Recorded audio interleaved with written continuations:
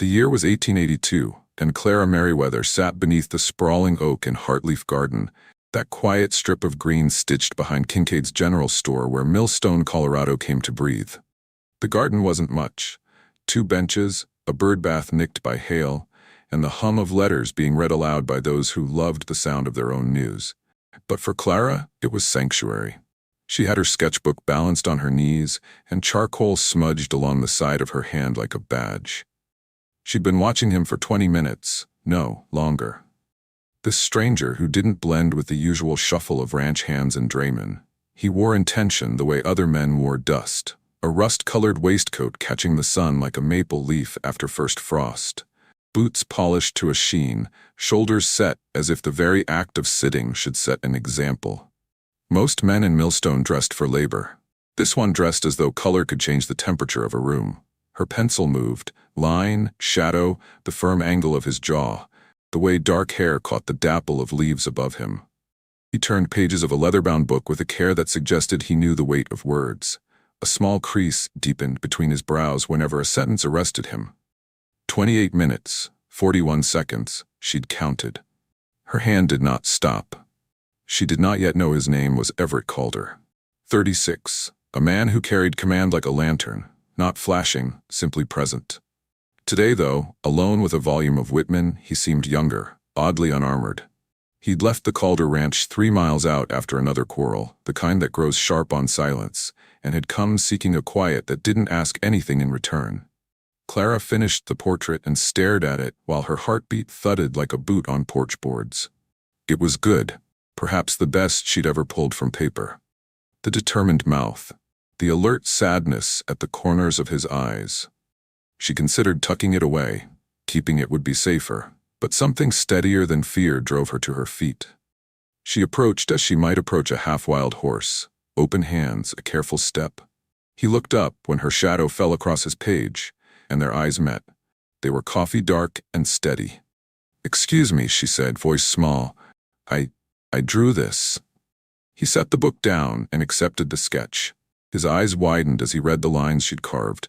He saw his likeness and also the thing she'd reached for under it, the quiet strength, the private loneliness. He stood too fast, Whitman slithering into the grass. Without forethought, he pulled her into a brief, startled embrace, the sketch crinkling between them. "This is remarkable. You've made me look like someone worth knowing." Clara, who'd grown used to shame and to the way it teaches you to look at your shoes, blinked against the heat in her chest. When was the last time someone held her without trying to take something first? "How much?" he asked, hands still resting on her shoulders. "Name it." "Nothing," she said, and meant it. "Your smile pays the bill." They talked until the mountains turned the sky to copper.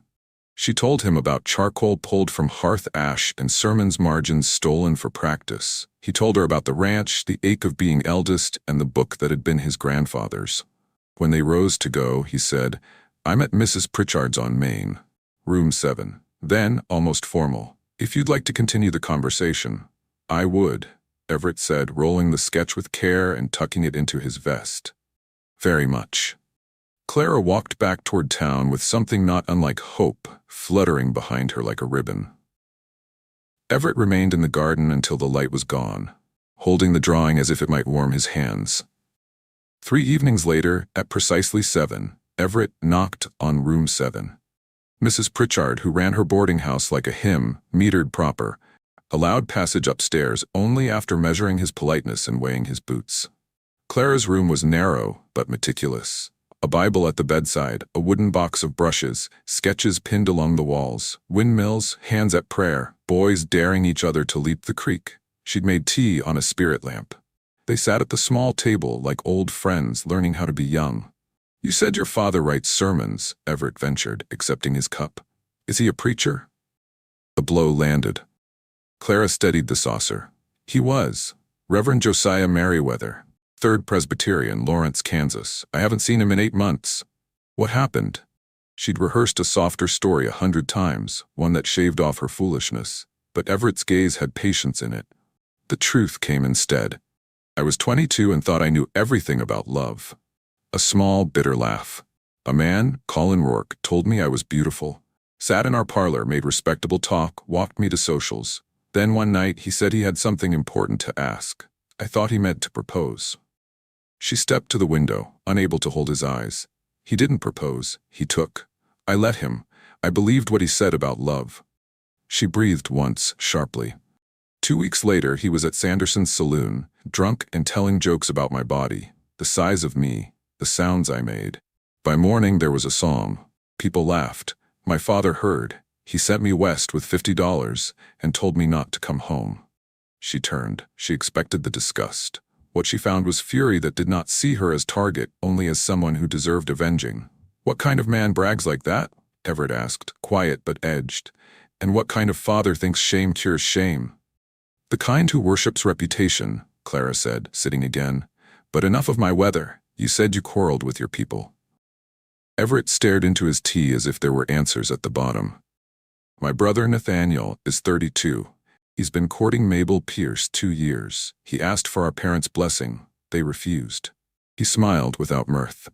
They say I must marry first. Old order. Eldest before younger. Otherwise the town will think something's wrong with me. And you said that was nonsense. I did. Father called it dereliction of duty. Mother wept. Nate thinks I'm stubborn to prove a point. Maybe I am. Clara covered his hand, or maybe you're resisting a rule that mistakes appearances for love. They held each other's eyes long enough to see themselves reflected there. Two people made smaller by other people's expectations, suddenly the size of their own choosing. That night Everett stayed near midnight. When he left, he pressed a gentleman's kiss to her knuckles. It left a warm echo that lasted until morning. In the weeks that followed, a rhythm settled. One of the good ones, the kind that drifts into a home and hums. Everett arrived each evening, dusted with the day's work. Sometimes they walked the length of Maine with her arm tucked in his. Sometimes they took the garden bench while she sketched, and he read aloud. Mrs. Pritchard, sharp-eyed, sharper-tongued, commented about gentlemen callers, but Clara found she cared less and less about the chorus of other people. On a Thursday, the sky broke open. They reached the boarding house soaked and laughing. Lightning stitched the curtains white as she drew them closed. I should go, Everett said, hesitating near the door. Mrs. Pritchard will count this as a mortal sin. She's visiting her sister, Clara said, setting the lamp, and you'll drown trying to ride back. They sat on the narrow bed because there was nowhere else to sit. The storm pressed the room closer. Something charged the air, something with nothing to do with thunder. Clara, Everett said, and his voice carried every question he was too careful to ask. I know, she said. I know what happened to me before. And I know I'm not ashamed with you. Are you sure? Her answer was a first kiss that was not conquest, not barter, not a keeping of score. He touched her like prayer. She answered like joy. When he paused to ask, always to ask, she answered with a laugh and a yes. They learned each other by breath and patience. No shame, only the astonishment of being seen and staying seen. Afterward, rain softened to a silver hiss. I should feel guilty, Everett murmured into her hair. My mother would faint. Do you? He considered, kissed her temple. No, it feels like I've been waiting my whole life to arrive here. They drifted in and out of sleep. Near dawn, he woke her with kisses that made her blush and tease him about the milkman arriving early. He threw his head back and laughed, and the embarrassment turned to a shared joke they would never quite recover from. Morning made everything look different and exactly the same. They were still two people. Only now they were two people who had moved their furniture together. News came on a Tuesday. Nathaniel meant to marry Mabel that Saturday with or without a blessing. Millstone took the story in their teeth and shook it. Everett's father, Silas Calder, stood by the barn like a storm made of one man. Your brother has lost his senses, Silas announced. This is your doing. Your obstinacy drags our name. His happiness drags nothing, Everett answered. And names heal. Honor, Silas roared. Elders, respect. The only shame here is trying to forbid love, Everett said, and something inside him settled. That evening, Clara sat by the window, embroidery hoop in hand, new skill, new wages if she could learn it. The door opened. Everett came in with the bone-deep resolve of a man who has finished deciding. He pulled a small velvet box from his vest and dropped to one knee. Marry me, he said simply. This Saturday. A double ceremony. Let the town see what love looks like when it stops asking permission. Everett, I love your art, your fight, your terrible jokes. We'll make a life that answers to itself. My parents won't come, she whispered. They meant what they said. Then we begin a new branch. She lifted him, kissed him, and said yes. Saturday dawned bright enough to make the aspens flicker like coins. Reverend Whitcomb married them at the whitewashed church at the edge of town.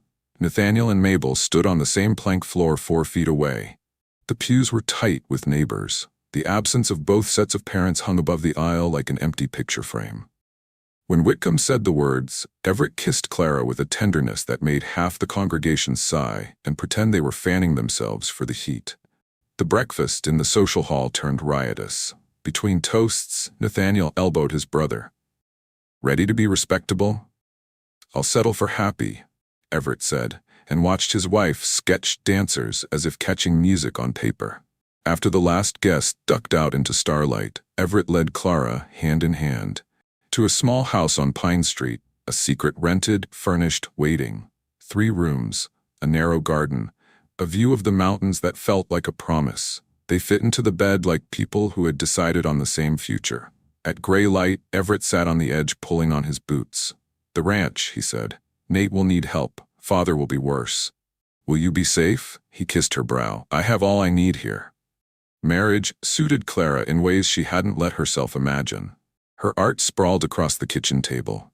Everett, whose word carried weight around town, introduced her to Mr. Aldridge of Aldridge's Fine Arts and Stationery, an Easterner with spectacles and soft hands who saw what she could do and wanted Millstone to see it too.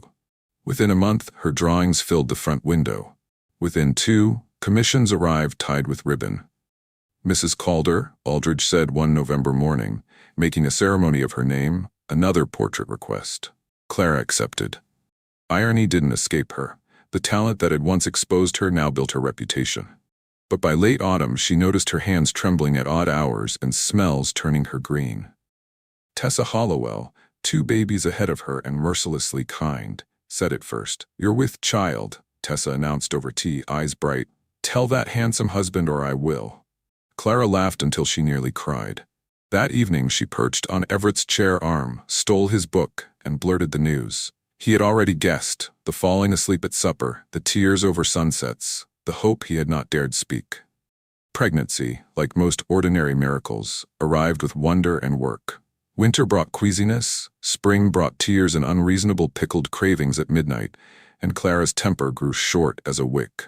One July afternoon, swollen and exhausted, she lay with cool cloths on her forehead and declared, "This baby needs to come now." Dr. Finch says any day, Everett said, fanning her with yesterday's paper.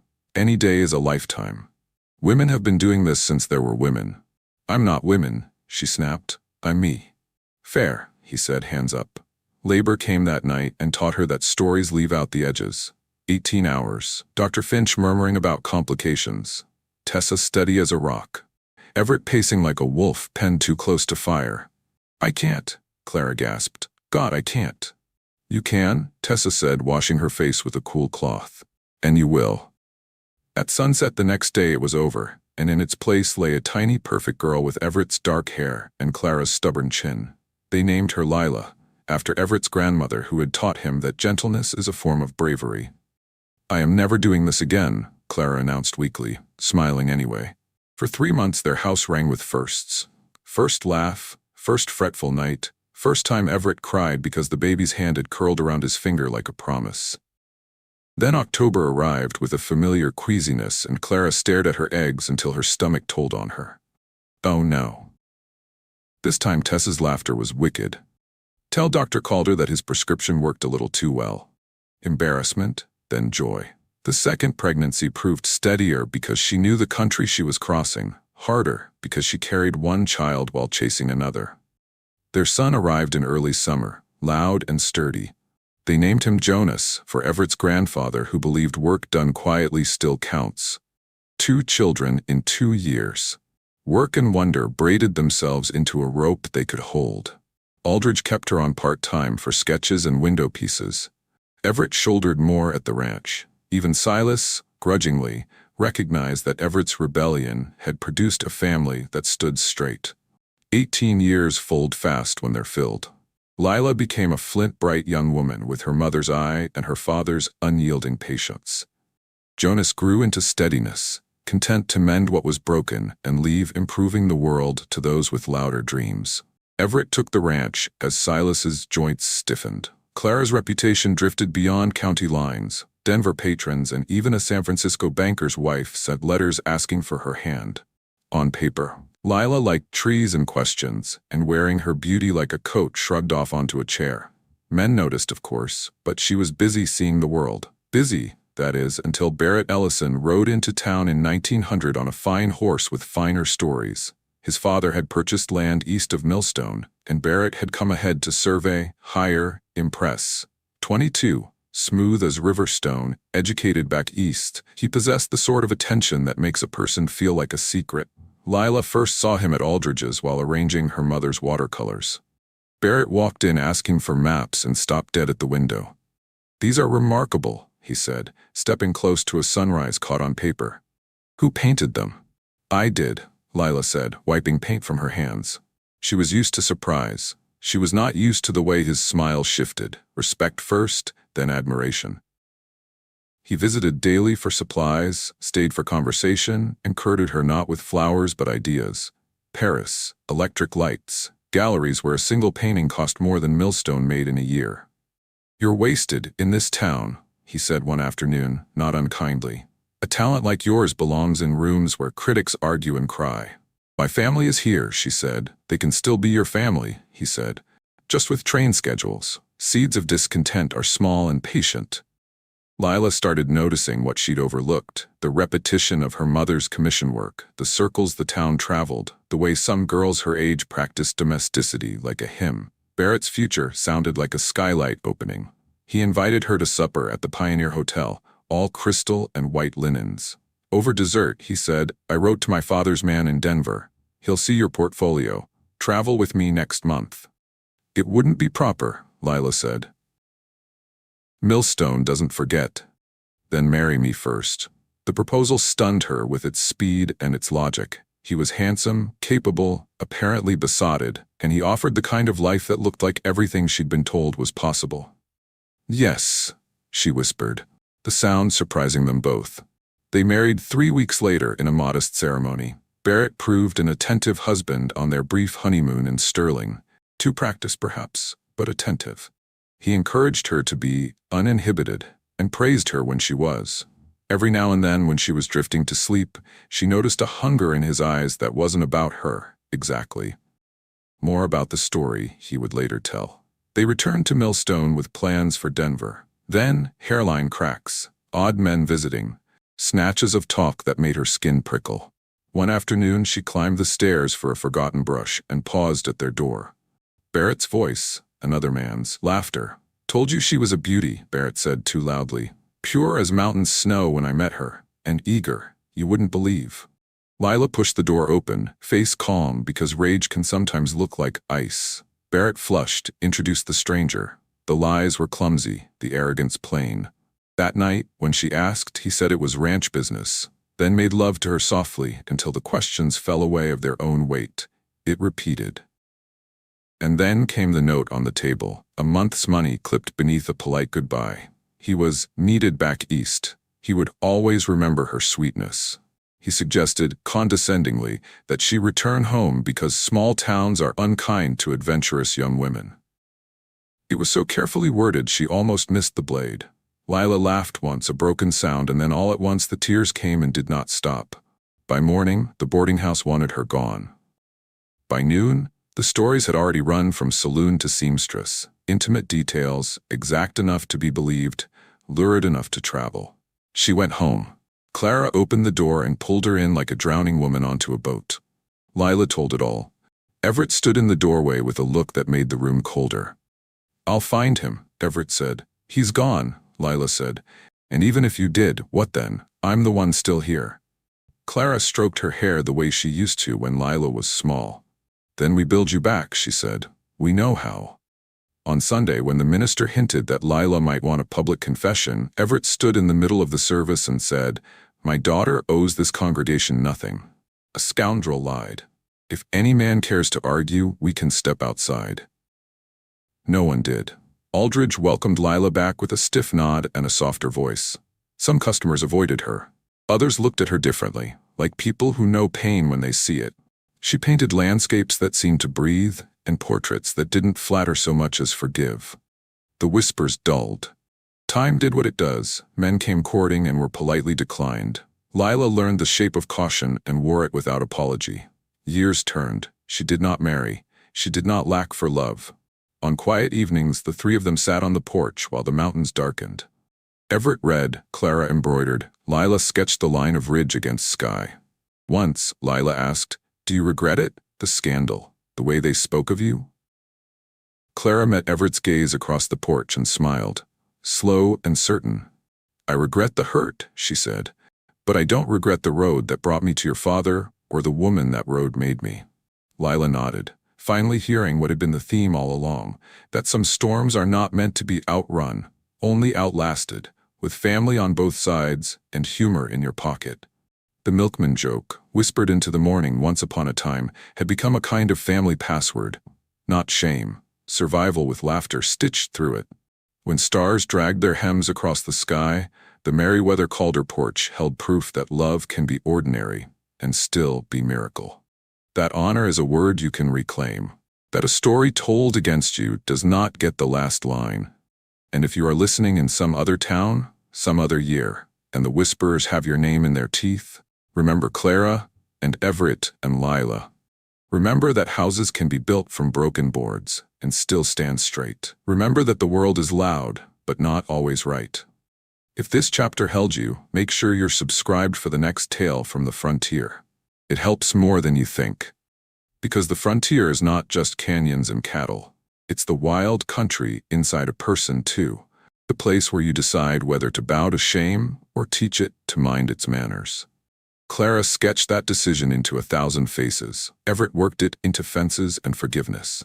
Lila painted it like sunrise, again and again, until even people who didn't deserve it learned to see. If Barrett Ellison ever heard that her art hung in houses that would not let him through the door, well, that would be a footnote, not an ending.